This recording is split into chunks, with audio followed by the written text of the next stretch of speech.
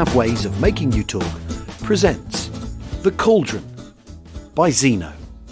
Read by Al Murray. Chapter 17.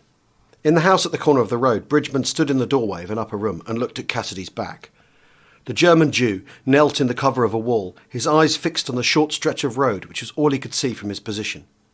In the room behind him, O'Neill faced the open ground to the south, and on his right, against the wall, McEwen lay sprawled, his dead head resting against the plaster at an odd angle, like a hanged man, and the knuckles of his half-clenched fists resting lightly on the floor, as if he were going to propel himself to his feet at any moment.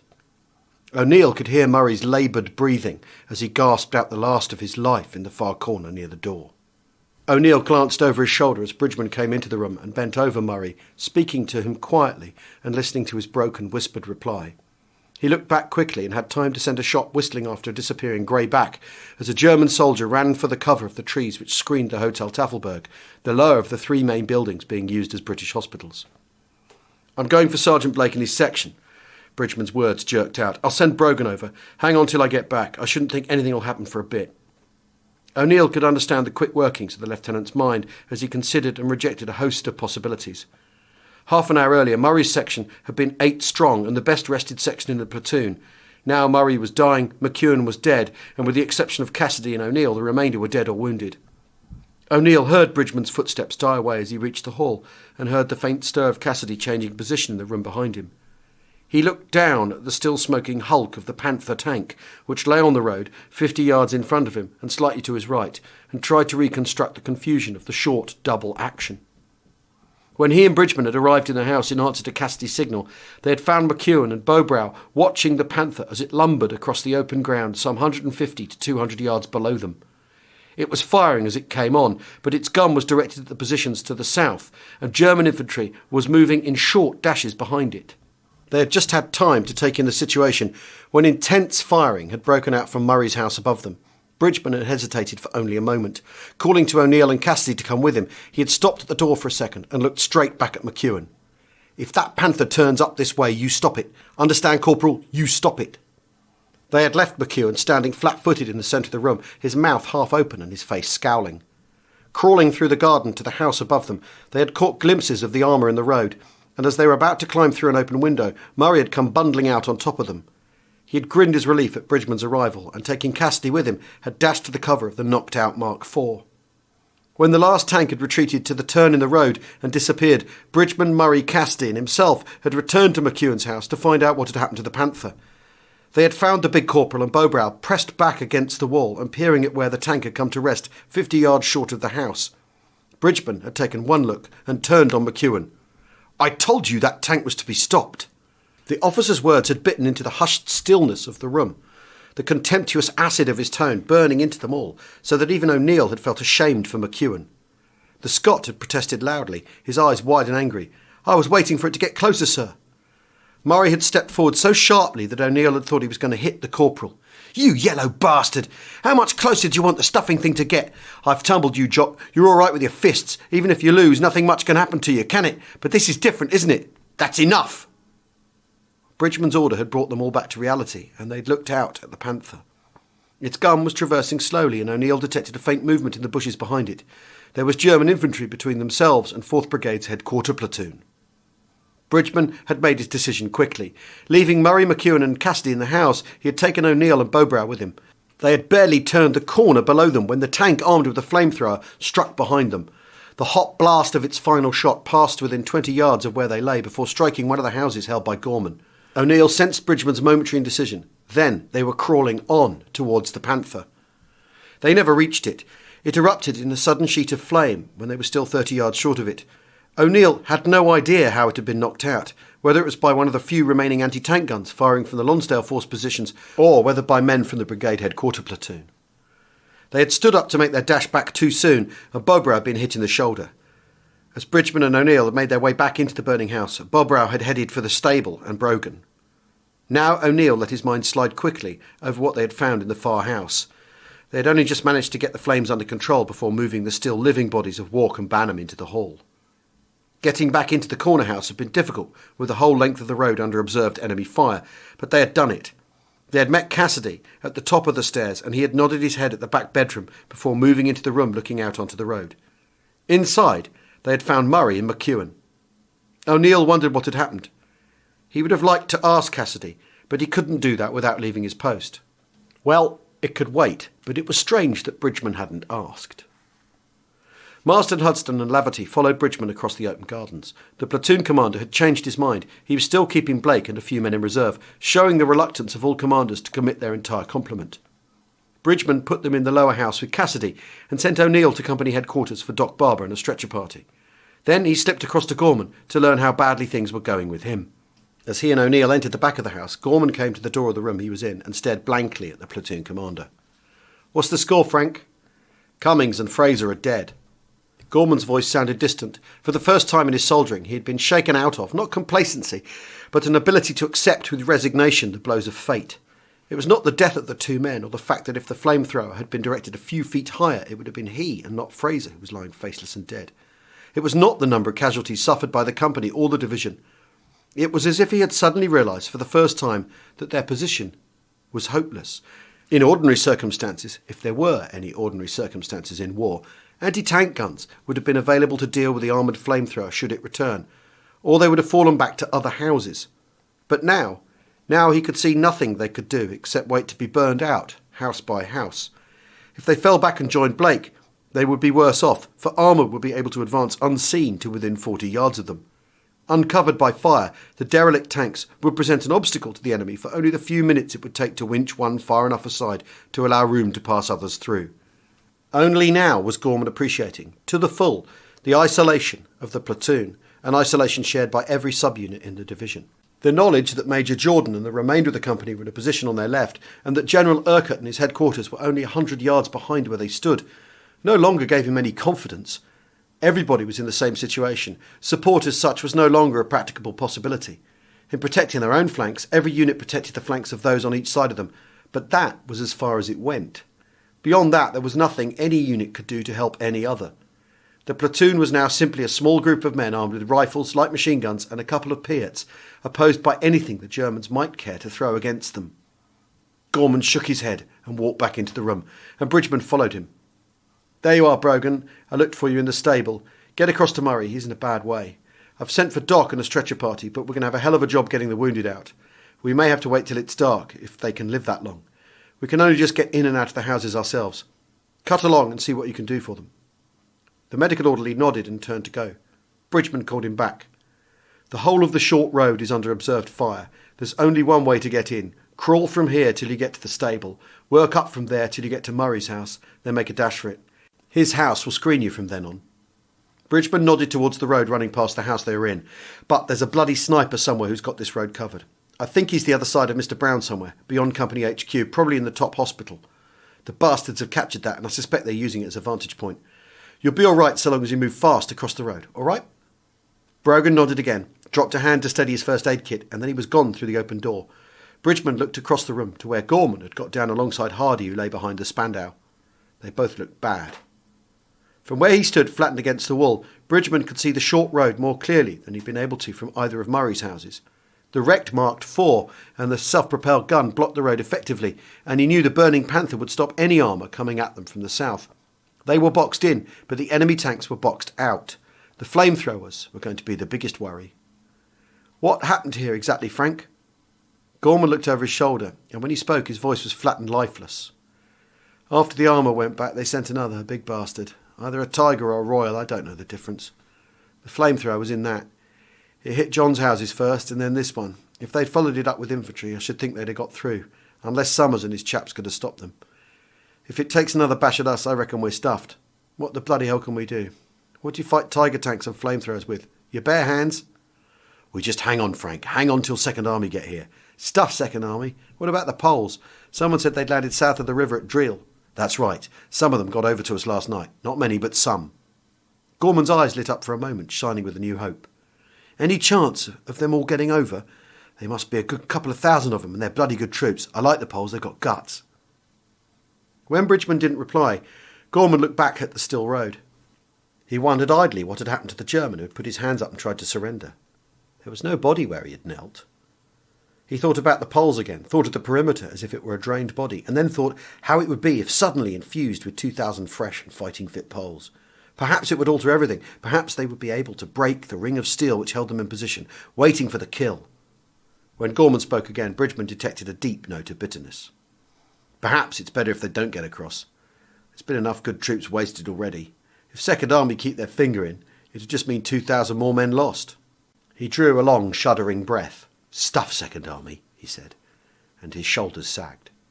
Bridgman looked down past the wrecked tanks, wondering what he could say, when he saw two flashes of movement across the few yards gap between the end house on the left of the road and the left-hand house of those facing him. A burst of fire came from Mocock and Liddon a split second after the last figure disappeared. The distance the Germans had to cover was too short for aimed fire to stop them, but they would have to be stopped. Allen wondered whether Gordon Brown's platoon could help. They might bring an oblique, semi-enfilade fire to bear. He turned back to Gorman. "Second Army can't be as bad as they appear to us," he said. "There must be reasons we know nothing about that have held them up. At any rate, we're in touch with their gunners. They did a good shoot this morning and broke up an attack on the border companies." Gorman continued to look out of the window. "What do you really think, sir? The truth. Do you think they'll get across to us? Do you think they'll even try now?" Staring at the back of Gorman's head, Bridgman wondered what he really did think himself. All he wanted to think about was how first his own platoon and then the company would hold the positions for which they were responsible. It had become all important to him that nothing his unit did should be open to criticism. No matter where any of the faults might lie, he was determined that none should ever be laid at their door. "No, Frank, I don't think they'll get across. I think they'll be too extended to risk it. But I do think they'll try to get us out. I don't think their reasons will be good ones or even military ones, but public opinion wouldn't allow them to leave us here. The British will tolerate the occasional sacrifice of a general if a campaign goes wrong through no fault of his. They were prepared to swallow Wavell's dismissal, but they won't swallow troops being abandoned after they've fought well. From a military point of view, of course, it's senseless. If Second Army gets what's left of us out, we'll play no more part in this war. It'll be over before we're reorganised, and they'll have pretty heavy casualties getting to us. But they'll try, because it's all part of the game." Bridgman paused and suddenly realised how he would get the Germans out of the houses at the bottom of the road. He immediately felt better. He would make these 3 houses untenable, if nothing else. But he continued thoughtfully. "Our people don't have the right attitude to war when we're winning. They had it all right for a bit after Dunkirk. If the Jerrys had tried invasion then, I reckon we'd have pulled every stop out. No trick would have been too dirty. Gas, petrol, we'd have used everything to prevent being beaten. But we don't do enough to win. Once we're on top, we think it's easy, just a question of time. When this lot's over, if any of us get out, I can tell you, almost word for word, what they'll say to us." "What will they say to us, sir?" Gorman turned his head till he was looking back over his shoulder at Bridgman. His face was calm again, the tenseness and despair washed out of it. His grubby face and unshaved beard, his pinched nose and bloodshot eyes could not conceal the eagerness of his curiosity. He really wanted to know what they, the British public, and the world would say about this action being fought in and around Arnhem. Bridgman didn't reply at once, for one half of his mind was working out the final details of how to clear the Germans from the 3 houses. "They'll say," he said, choosing the predictable clichés, "they'll say that although the operation was not entirely successful, our sacrifice was not in vain, that without our gallant stand other successes would have been impossible. They'll say that this battle will go down in the history books as an example of the indomitable courage of the British soldier in adversity. We shall all be heroes. All those who get back will be fated, and whether the individual was a hero or a coward, no one will know or care." He paused, deciding that he would borrow one of Brown's Piats to help in the house clearing, and one of his 2-inch mortars as well. He went on, his voice rising and falling like that of a trained platform speaker. "In 20 years' time, the man in the street will never have heard of the Battle of Arnhem, or he'll only recall it by an effort of memory. And in 50 years' time, the military history books will devote a few lines to it as an unfortunate strategic error, an attempt to shorten the war that didn't come off. That's what we must face now. The bloody operation's a failure." We need to take a short break now. I'll see you in a tick.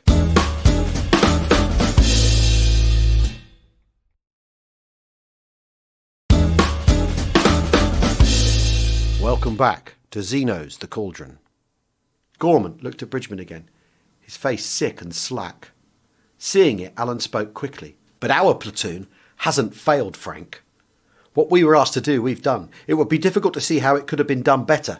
We've gone where we were told to go, and we've brought troops, gliders and supplies when and where we were told to bring them in." He paused. "And we haven't lost a position. We've got nothing to be ashamed of. I should think old Tim's proud of the company. Sad at the losses, of course, but proud just the same." "But from now on, sir, what happens from now on?"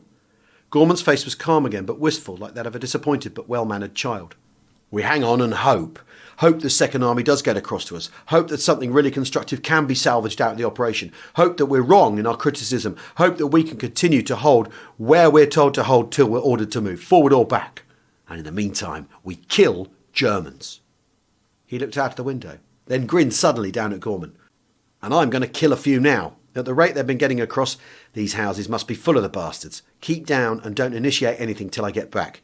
We'll give the swine something to remember." He went out. Gorman heard voices in the hall and recognised Doc Barber's. He heard Bridgman giving directions about the wounded, and then the voices died away, and he was alone with the silent Hardy and the dead Fraser. He looked at Hardy, motionless behind the Spandau, only his eyes alive as they searched houses and gardens. "Christ, but Bridgie's a goer. He never stops. Some officers think when the Jerrys leave us alone, then leave them alone, anything for a bit of peace, but Bridgie doesn't think like that, does he?" "I think he's right." Hardy's voice was tired, barely above a whisper, but it was firm, and Gorman had the feeling that nothing that could happen to them now would make Hardy break. "Why do you think he's right? Why is it a good thing to stir them up?" "It's not a question of stirring them up just for the sake of stirring them up. It's more a matter of never letting them think they've got a firm base to work from. He tries to make them feel more insecure than we are. He wants to impress on their minds that if they tackle us here, they're going to be in trouble. If they think they've made a lodgment in those houses, he's going to disillusion them by knocking them out of them. The first move they make, he hits them. And so long as he knows where they are, he hits them even when they don't move. I think he's right. He never lets them get cocky or confident." Gorman tried to work out the logic of what Hardy had said. "But doesn't that just shift trouble elsewhere? Perhaps somewhere where the defences are weaker?" "Of course it does. But if they get the same reaction everywhere around the perimeter, then they waste that much more time probing for a weak spot, and time's the only thing left on our side. The longer we hold out, the better chance we have of being relieved." Gorman grunted. Hardy and Bridgman might be right in theory, but he was pretty bloody sure there were some places in the perimeter where men were prepared to lie doggo indefinitely, just so long as they were left alone. He lay for a long time thinking, his depression pressing down on him like a heavy weight, his body dull and drained. And then, suddenly, for no apparent reason, he felt lighter of heart, freer of spirit and less tired. And he knew that whatever the eventual outcome, he would not despair again. He no longer cared about 30 Corps or Second Army. The Jordans and Bridgmans, the Hardys and Blakes were worth living up to, no matter what happened at the finish. He smiled. It was ridiculous to feel contentment at such a time and in such circumstances, but he did. He laughed aloud this time and gripped Hardy's shoulder. "Hang on, Tony, I shan't be long. I'll just have a look at Summers and Woodley."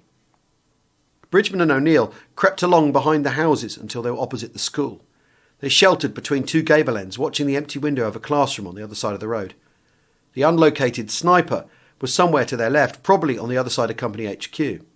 They would have to cross the road fast to be sure of a welcome reception. "Can you whistle?" "Not very well, sir. I go all right for a bit, then I forget the tune." Bridgman's mouth twisted. Some part of him was still capable of humour. "Not that sort of whistling, O'Neill, this sort." He stuck his fingers in his mouth and blew down on them, silently but emphatically. O'Neill's face lit up, and he smiled and nodded. Bridgman had never seen the man's face so alive, and he wondered what the German Jew was remembering. Perhaps some game played as a child in the streets of a German town. It wouldn't have been cowboys and Indians, more likely Jews and Arabs. Bridgman nodded his head at the open window and mimed a whistle. O'Neill transferred his rifle to his left hand and put his right hand to his mouth. Alan was surprised at the shrillness of the whistle which rang out, a clear, high musical tone carrying almost the quality of a chord. The window opposite them remained empty. Bridgman nodded to O'Neill and the Jew whistled again. After a moment, Alan detected a faint movement in the shadows of the classroom, and then a face was cautiously staring out at them. He signalled that they were coming over and prepared O'Neill by gripping his tense forearm. His voice came low and urgent. "Now!" Then they were running flat out across the narrow road. Bridgman felt O'Neill move away from him as they ran, almost imperceptibly, moving a pace or two to the right, and he knew instinctively that O'Neill was leaving to him the easy access through the gate. As he burst through it, he saw from the corner of his eye O'Neill taking the low wall like a hurdler, his rifle held straight out in his extended right hand, and his left flung back behind him. Bridgman flattened himself behind a thick buttress of the wall and waved O'Neill through the window. Inside they found Brown and exchanged news. No attack had been put in on 3 Platoon, but during the night the enemy had closed up in the cover of the gardens and were dug in some strength right across the platoon front. Movement in the front classrooms of the school was nearly impossible. The men lay behind their guns, only moving when they were relieved, and then they crawled cautiously to the back of the building where they could sit or stand and perhaps, if they were lucky, drink tea. Alan explained the position and made his request quickly. Brown asked no questions, but sat on the bare boards of the floor, his hand curled round the bowl of a long clay pipe he had found in one of the houses. The mortar group and the Piet gunner were dispatched with O'Neill to rejoin Gorman and await Bridgman's return. Alan looked at his friend's face. Gordon's eyes, and for some strange reason his moustache, seemed to be the only live things about him. The rest of his face looked like hammered lead or dark grey putty, and Alan felt that if he pushed his finger into Gordon's cheek, the hole would remain there, the flesh lacking the resilience to spring back. He supposed that he and his men looked much the same, but seeing them all the time he hadn't noticed it. He stood up and looked about the long room. A row of dead men lay with their heads to the back wall, neatly and tidily. Looking at their faces, Alan realised that he recognised only one of them. He turned to Gordon. "Who were this lot?" "Don't know for sure. Some sort of group from brigade, I think. They were here when I took over from you." Alan shook his head to clear it. Weariness was beginning to play tricks with his memory. Of course they'd been here, but he hadn't had time for more than a cursory glance at them, noting that one was a senior officer. He'd meant to get them buried, but he'd been moved before he'd got round to it. He grinned at Gordon. "No wonder you keep that bloody pipe going. Why the hell don't you bury them?" Gordon scratched the stubble on his chin. "Been too bloody busy burying our own chaps to worry about strangers. But you're right, I suppose we'd better do something about them." "Bloody right you had. Whew, can't you smell them?" Gordon stood up and scratched his neck below his ear. "Don't know that I can, really. And none of the chaps have complained. Anyway, where could we bury them now? We can't move out front, and that stuffing sniper has got the back covered. If you see Jordan, ask him to do something about the bugger. He's making life difficult." Gordon went through the door into the passage, and Alan slid out from the window and sheltered behind the buttress.